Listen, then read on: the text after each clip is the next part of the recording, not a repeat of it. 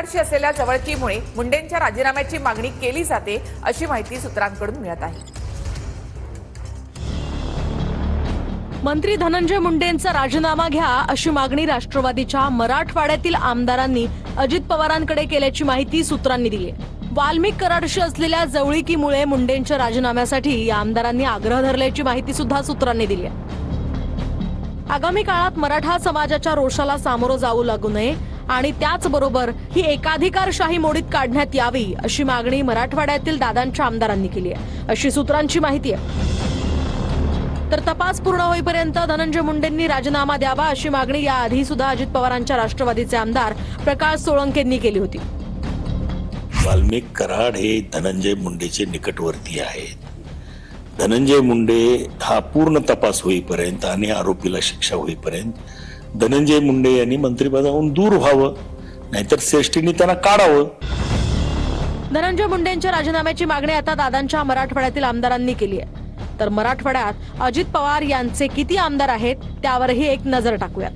बाबासाहेब पाटील, त्यानंतर संजय बनसोडे यासह आमदार राजू नवघरे, राजेश विटेकर आणि प्रकाश सोळंके हे मराठवाड्यातील अजित पवारांच्या राष्ट्रवादीचे आमदार आहेत।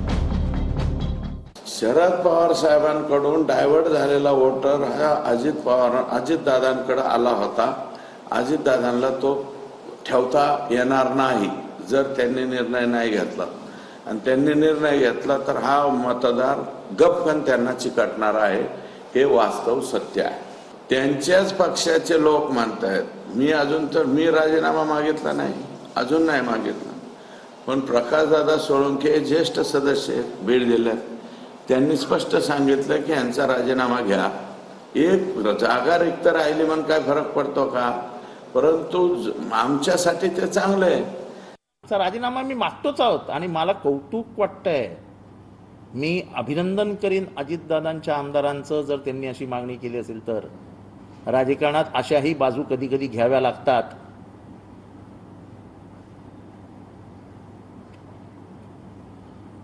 आणि ही कौतुकास्पद बाब आहे। एकाने जरी हे काम केलं असेल तर साला तो मर्दाची औलाद आहे असं मी म्हणेन, त्याला मी जाऊन हार घालून येईन।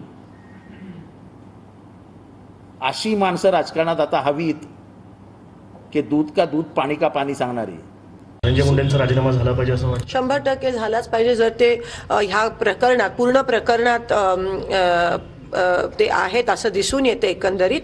आणि काँग्रेसचं सत्ता असताना वारंवार जेव्हा राजीनामे मागितले जायचे तेव्हा द्यायचे आम्ही एकंदरीत जबाबदारी घेऊन, नैतिक जबाबदारी घेऊन। मला असं वाटतं अतिशय निगरगट्ट आणि अहंकारी सरकार आहे आणि लवकर हलतील असं दिसत नाही। प्रत्येकाची ती मॉरॅलिटी असते।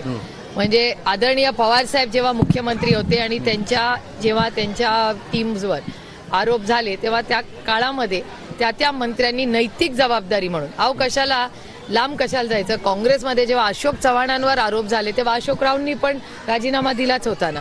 त्याच्यामुळे ती मॉरॅलिटी आता माननीय मुख्यमंत्री आणि त्यांच्या पक्षाच्या लोकांनी योग्य तो निर्णय घ्यावा।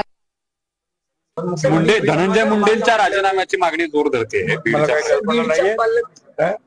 मुख्यमंत्री आणि उपमुख्यमंत्री ते पाहतील काय नक्की काय, पण बीड काय